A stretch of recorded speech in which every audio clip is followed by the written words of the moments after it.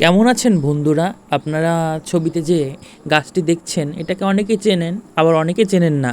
তো বলি এই গাছটি হলো জেট প্ল্যান্ট বলে। তো এটি একটি ইনডোর প্ল্যান্ট বলবো না, কারণ এটা খুবই রোদপ্রিয় গাছ। রোদ ছাড়া এই গাছটি ভালোভাবে বাঁচে না। তাই আমি বলবো প্রত্যেকেই যে এই গাছটিকে অত্যন্ত রোদে বা কড়া রোদে রাখতে, তাহলে গাছটা ভালো থাকে। আর গাছটির মাটি অত্যন্ত পোরাস হওয়ার দরকার, অর্থাৎ ড্রেনেজ সিস্টেমটা যাতে খুবই ভালো থাকে। এই কারণেই নর্মাল গার্ডেন সয়েলের মধ্যে একটু বালি মিশিয়ে যদি লাগাতে পারেন তাহলে খুবই ভালো হয়। আর একটু ভার্মি কম্পোস্ট নাহলে কেঁচো সার দিতে পারেন। দিলে এইভাবে লাগালে খুবই ভালো হবে।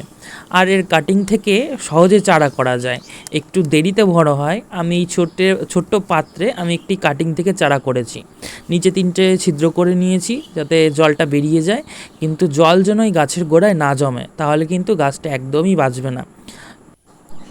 তাই আপনারা এই গাছটিকে ছোট্ট পটে রাখতে পারেন, যাতে ক্যারি করতেও সুবিধা হয়। কারণ অত্যন্ত বৃষ্টিতে যদি রাখতে হয় তাহলে ড্রেনেজ সিস্টেমটা খুবই ভালোভাবে রাখতে পারেন, নাহলে গাছটি মারা যেতে পারে।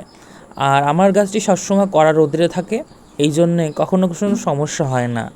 তো আপনারা যথেষ্ট চেষ্টা করবেন যতটা পারবেন যে কড়া রোদে রাখতে, তাহলে এই গাছটি কিছুই হবে না। এই গাছটির মাধ্যমে আপনারা অনেকভাবে ছোটো ছোটো বনসাইও তৈরি করতে পারেন ও নানান রকমের ডিজাইনও করতে পারেন।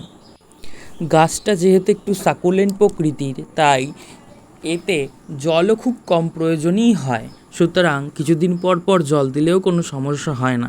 যখন দেখবেন গোড়াটা শুকিয়ে গেছে তখনই জল দেবেন। আর এছাড়া গাছটি আপনি যদি বাগানে রাখেন তো সবসময় সবুজ হয়ে থাকবে। তাহলে কাদের কাদের কাছে এই গাছটি আছে অবশ্যই নিচে কমেন্ট করে জানাবেন। তো আপনাদের যদি ভিডিওটি ভালো লেগে থাকে তাহলে অবশ্যই ফলো করবেন।